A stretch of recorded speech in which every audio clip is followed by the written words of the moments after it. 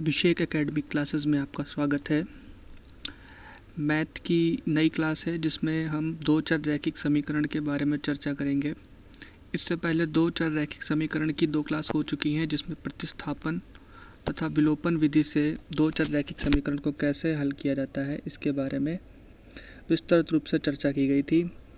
आज हम NCERT की प्रश्नावली 3.5 के बारे में चर्चा करने जा रहे हैं, जहां पर हमारे सामने कुछ क्वेश्चंस लिखे हुए हैं। पहला पार्ट है जिसमें निम्नलिखित रैखिक समीकरणों के युग्म में से किसका एक अद्वितीय हल है, किसका कोई हल नहीं है या किसके अपरिमित रूप से अनेक हल हैं, इन्हें हमें जानना है। अद्वितीय हल की स्थिति यानी जिस समीकरण में अद्वितीय हल होंगे उसे वज्र गुणनखंड से सॉल्व करना है। ठीक है, 4 क्वेश्चंस हमारे सामने हैं, आप इसका स्क्रीनशॉट ले लें, साथ ही इनके सॉल्यूशन को भी हम लोग देखेंगे। सबसे पहले हम लोग रूल्स की बात कर लेते हैं। तो दो चर रैखिक समीकरण जो है हमारा, सबसे पहले तो उसमें पता करना है किसके अद्वितीय हल हैं, किसके अपरिमित रूप से अनेक हल हैं तथा किसका कोई हल नहीं है। तो इसके लिए हमें कुछ युग्म के अस्तित्व के हल कैसे होते हैं, इनके प्रकार जानने हैं। हमारे पास दो रैखिक समीकरण है जिसमें सबसे पहला हमारा a1x + b1y + c1 = 0, ये हमारा पहला मानक रूप है। और दूसरा मानक रूप हमारे पास a2x + b2y + c2 = 0। दो समीकरण है। यहाँ पर हमें ध्यान देना है कि तीनों पदों को हमें एक ही ओर लिख लेना है और बराबर में हमें क्या 0 लेकर चलना है। ठीक है, फिर उसके बाद a1/a2 यानी कि पहले समीकरण में x का गुणांक और दूसरे समीकरण में x का गुणांक is not equal to b1/b2 यानी जो दूसरे और पहले समीकरण के y के गुणांक हैं वो अगर दोनों का अनुपात अगर बराबर नहीं है तो इस स्थिति में हम लोग कहेंगे समीकरण के अद्वितीय हल हो सकते हैं। ठीक है, और जब अद्वितीय हल होंगे तो हमें उन्हें वज्र गुणनखंड से हल करके दिखाना है, यानी पहली कंडीशन जहाँ पर भी लागू होगी वहाँ हमें सवाल को पूर्णतया हल करना होगा। अब हम दूसरी कंडीशन की तरफ बढ़ते हैं, जहाँ पर क्या होगा, अगर a1/a2 is equal to b1/b2 is equal to c1/c2 यानी x के गुणांक, y के गुणांक और अचर पद के गुणांकों का अनुपात अगर बराबर है तो स्थिति में हम कहेंगे अपरिमित रूप से अनेक हल होंगे। ठीक है, इसे हमें सॉल्व करने की ज़रूरत नहीं होगी। आगे हमारा तीसरी कंडीशन है जिसमें हमारा x के गुणांक a1/a2 और y के गुणांक b1/b2 इनका अनुपात बराबर हो किंतु c1/c2 अचर पदों का अनुपात बराबर ना हो, तो ऐसी स्थिति में हम कहेंगे समीकरण का कोई हल संभव नहीं होता है। ठीक है, इसे भी हम लोग हल नहीं करेंगे। तो इस तरह से हमारे पास समीकरण के अस्तित्व की 3 कंडीशन तीनों हमारे पास प्राप्त होती हैं। आगे हम लोग मानक रूप से वज्र गुणनखंड के लिए हम लोग कुछ सूत्र देखेंगे। हमारे सामने दो रैखिक समीकरण लिखे हुए हैं x और y के गुणांकों के रूप में। वज्र गुणनखंड का सूत्र इस प्रकार है कि x के अपॉन में पहले हम क्या करेंगे, y के गुणांक लिख देंगे, फिर अचर पद लिख देंगे। इसी तरह से y के अपॉन में पहले अचर पद लिखेंगे, फिर x के गुणांक लिखेंगे और फिर 1 के अपॉन में x के गुणांक और फिर बाद में y के गुणांक लिखेंगे। इसी क्रम में क्रम नहीं बदलना चाहिए बच्चों। तो ये हमारा वज्र गुणनखंड का सूत्र है। जो भी पॉइंट्स इंपॉर्टेंट हैं उनको आप नोट करते चलें ताकि आगे आपको सवाल सॉल्व करने में किसी भी तरह की कोई समस्या ना हो। ठीक है, अब हम अपने पहले क्वेश्चन की तरफ बढ़ रहे हैं। जो हमारा पहला क्वेश्चन लिखा हुआ x - 3y = 0 समीकरण नंबर 1, और दूसरा हमारा है 3x - 9y - 2 = 0 समीकरण नंबर 2। ठीक, यहाँ पर हमने क्या किया है, जो हमारा पहला समीकरण था उसकी तुलना हमने a1x, b1y और c1 से की है। तो इस तरह से हमारा एक x का गुणांक यहाँ पर कुछ नहीं था इसलिए a1 का मान 1 आ गया, y का गुणांक -3 दिख रहा था इसलिए -3 आ गया, और क्योंकि अचर पद कोई नहीं है इसलिए c1 का मान 0 आ गया। सेम इसी तरह से यहाँ भी हमने तुलना की है तो a2 का मान 3 आ गया है, b2 का मान -9 आ गया और c2 का मान -2 आ गया है। ठीक, सबसे पहले हम a1/a2 यानी x के गुणांकों के अनुपात निकालने हैं। तो a1 की जगह 1 और b1 की जगह जब 3, b2 की जगह 3 a2 की जगह 3 रख रहे हैं तो a1/a2 1/3 आ रहा है। इसी तरह से b1/b2 निकाला तो -3 और -9 का अनुपात लिया, ये कैंसिल भी हो गया तो हमारा 1/3 आ गया। c1 हमारा 0 था, c2 हमारा -2 था, तो c1/c2 का अनुपात जो है वो हमारा यहाँ पर 0 आएगा। और 0 आने की वजह से फिर हम यहाँ पर जब तीनों अनुपातों की तुलना कर रहे हैं तो हमें दिख रहा है कि a1 a2 और b1 b2 का अनुपात बराबर है किंतु c1 c2 का अनुपात इसके बराबर नहीं है। और ये कंडीशन हमारी बन गई है a1 upon A2 is equal to B1 upon B2 is not equal to C1 upon C2, इसलिए हमने कह दिया इस समीकरण का कोई हल नहीं होगा। अब कोई हल नहीं है इसलिए हम इसका वज्र गुणनखंड से सॉल्व नहीं कर सकते हैं। ठीक है, तो पहला क्वेश्चन कंप्लीट होता है। अब हम अगले क्वेश्चन की तरफ बढ़ रहे हैं, जहाँ अगला क्वेश्चन हमारे सामने लिखा हुआ है पहला, जो उसमें समीकरण 2x plus y is equal to 5, इसमें हमने 5 को इधर बुला लिया है, तो 2x plus y is equal to -5 बराबर 0, ये हमारा मानक रूप हो गया। इसकी हमने तुलना कराई है a1x plus b1y plus c1 बराबर 0 से, तो a1 का मान 2, b1 का मान 1 और c1 का मान -5 आ गया है। इसी तरह से 3x प्लस 2y बराबर 8 था, 8 को हमने बराबर के इधर बुलाया तो माइनस का 8 हो गया, और फिर इसकी भी हमने a2x plus b2y plus c2 से तुलना कराई, तो a2 का मान 3, b2 का मान 2 और c2 का मान -8 प्राप्त हो गया। फिर हमने a1 a2 का अनुपात निकाला, 2/3 आया, b1 b2 का अनुपात निकाला, 1/2 आया, और c1 c2 का अनुपात निकाला तो 5/8 आया। ठीक, यहाँ से हम देख रहे हैं कि a1 a2 का अनुपात b1 b2 के अनुपात के बराबर नहीं है। इस स्थिति में हम कहेंगे इस समीकरण के अद्वितीय हल होंगे, और हमें क्वेश्चन में कहा गया था कि जब भी अद्वितीय हल होंगे तो हमें क्या करना होगा, वज्र गुणनखंड से उसे सॉल्व करना होगा। तो अब क्योंकि अद्वितीय हल थे इसलिए हम इसका वज्र गुणनखंड करने जा रहे हैं।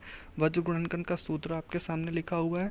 यहाँ पर जहाँ पर भी हमारा a1 b1 और a2 b2 और c1 c2 के मान रखने हैं तो वहाँ हम इसके मान रखेंगे। मान हमने पहले ही यहाँ पर निकाल रखे हैं, ये हमारे सामने मान है दोनों समीकरण से, और इन मानों को हम लोग यहाँ पर बारी बारी रखते हैं। रखने के बाद कुछ इस तरह का रूप हमारे पास आ रहा है, ये 1 लिखा हुआ है, इस तरह का रूप हमारे पास आ रहा है। फिर हम करेंगे क्या, हमेशा इधर से क्रॉस मल्टीप्लाई करेंगे। जब क्रॉस मल्टीप्लाई करेंगे हम तो क्या होगा कि नीचे वाला पद ऊपर वाले के पास मल्टीप्लाई होगा। 1 का 8 में गुणा -8 आ गया, 2 का 5 में गुणा -10 आ गया। ठीक, बीच में हमेशा माइनस का निशान लगेंगे, साथ में जो गुणनफल आएगा उसे ब्रैकेट में रखेंगे, ताकि क्योंकि माइनस का होगा तो निशान बदलने के चांसेस बढ़ जाएंगे। ठीक है, इसी तरह y में हमने किया 5 और 3 का गुणांक -15 हो गया, 8 और 2 का गुणांक -16 हो गया, साथ में बीच में माइनस का निशान आ गया।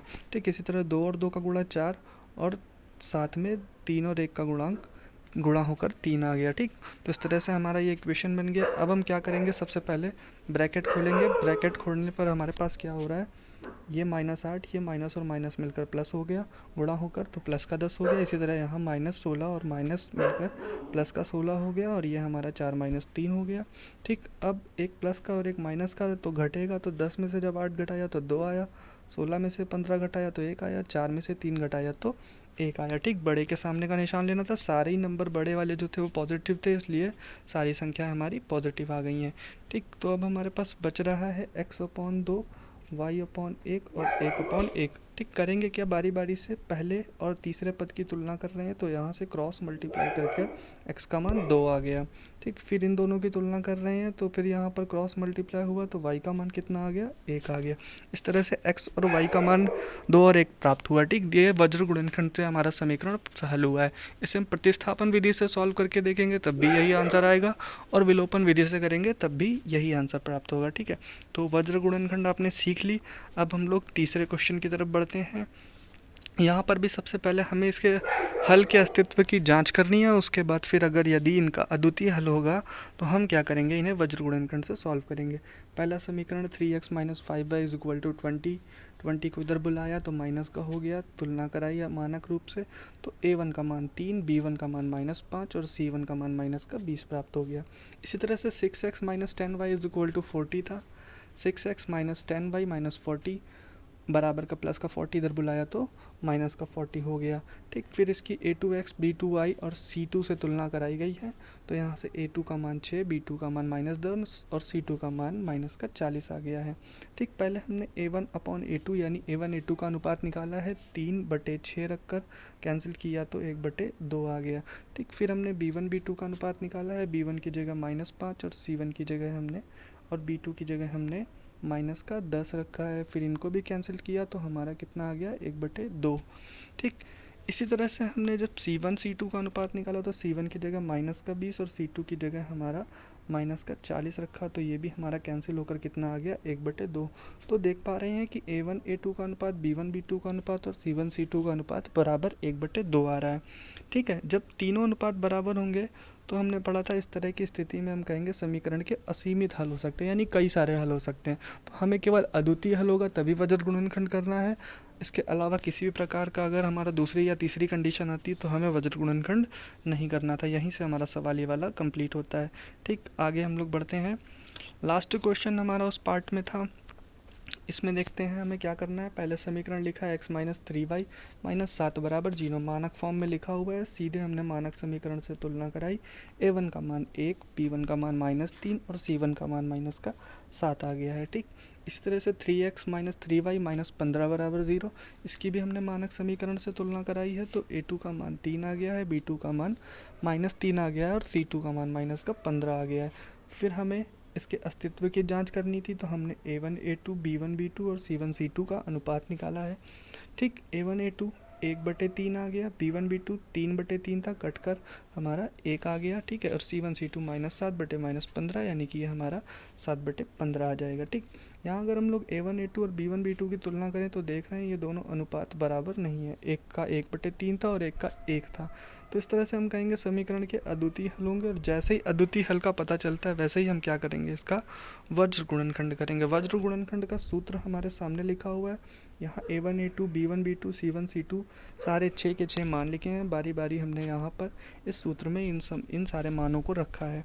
ठीक, मान रखने के बाद हमारे सामने क्या हो रहा है कि हमें क्रॉस मल्टीप्लाई करना था। जैसे यहाँ पर 15 का गुणा 3 में करेंगे, हमेशा नीचे वाला पद ऊपर वाले पद के पास गुणा होने जाएगा। ठीक है, तो 3 का जब 15 में गुणा होगा तो यहाँ से माइनस थे दोनों, इसलिए माइनस माइनस प्लस हो गया। गुणा करने पर 15 थे 45 हो गया। इसी तरह से 7 और 3 का गुणा 21 आ गया, दोनों माइनस के थे तो फिर से पॉजिटिव 21 आ गया। ब्रैकेट में लिखा जाएगा, गुणनफल पहले ही बता दिया गया था। इसी प्रकार से 3 और 7 का गुणा हमारा 21 आया, एक पॉजिटिव एक निगेटिव था इसलिए निगेटिव 21 आया। 15 और 1 का गुणा किया हमने, तो 15 और 1 का गुणा हमारे पास -15 आया, क्योंकि 15 जो था वो माइनस का था। माइनस प्लस हमेशा माइनस में आएगा गुणनफल। इसी तरह से 3 और 1 का गुणा -3, 3 और 3 का गुणा -9 हो गया। सबके बीच में माइनस का साइन हमें प्लेस करना था। ठीक, तो इस तरह से हमारा ये गुणनफल कंप्लीट होता है। आगे बढ़ते हैं हम। तो अब हमें क्या करना है, यहाँ से जो ये ब्रैकेट थे इनको ब्रैकेट खोलना है और इनको आगे सॉल्व करना है। ठीक, पहले हमारा 45 माइनस 21, यहाँ पर ब्रैकेट के अंदर माइनस का निशान नहीं था इसलिए निशान नहीं बदला, लेकिन यहाँ 15 माइनस का था और ब्रैकेट के बाहर भी माइनस था इसलिए ये प्लस का 15 हो गया। इसी तरह से माइनस का 9 और ब्रैकेट के बाहर माइनस, तो प्लस का 9 हो गया। ठीक, तो अब हम क्या करेंगे, यहाँ से 45 में 21 घटाएंगे 24 आ जाएगा, 21 में 15 घटाएंगे 6 आ जाएगा, और साथ में जब हम लोग 3 में 9 घटाएंगे, 9 में 3 घटाएंगे तो 6 आ जाएगा। ठीक, तो इस तरह से हमारा यहाँ पर माइनस का 6 आना चाहिए था, प्लस का 6 लिखा हुआ है। तो अब हमारा क्या होगा, 45 में 21 जाएगा 24 बचेगा, 21 में 15 जाएगा 6 और यहाँ से 6 बच गया है। अब हम पहले और आखिरी की कंपेयर कराएंगे, तो हमारा यहाँ से 6 से जब 24 कैंसिल होगा तो x का मान 4 आ जाएगा, और फिर यहाँ दोनों के अपॉन में 6 था, 6 से 6 कैंसिल होगा तो y का मान हमारा 1 आ जाएगा। इस तरह से हमारा यहाँ पर भी x और y का मान प्राप्त होता है। इस तरह से हमारा ये चौथा सवाल भी कंप्लीट होता है। ठीक है बच्चों, तो इस तरह से हमने वज्र गुणनखंड से समीकरण को हल करना सीख लिया। अब आपके सामने कुछ 5 प्रमुख क्वेश्चन दिख रहे हैं, जिसमें से इन सभी को आपको वज्र गुणनखंड की सहायता से सॉल्व करना है। तो आप इसका स्क्रीनशॉट कर लें, साथ में इन्हें सॉल्व करें, और कितने क्वेश्चंस आपको आ रहे हैं ये आप हमें कमेंट के माध्यम से बता सकते हैं। ठीक है, साथ ही वीडियो को अगर आपने अभी तक लाइक नहीं किया तो लाइक कर दें, अपने दोस्तों के साथ इसे शेयर भी कर दें, और अगर नए चैनल पे आए तो सब्सक्राइब भी कर लें। धन्यवाद। ऐसे ही और वीडियो पाने के लिए लगातार जुड़े रहें हमसे।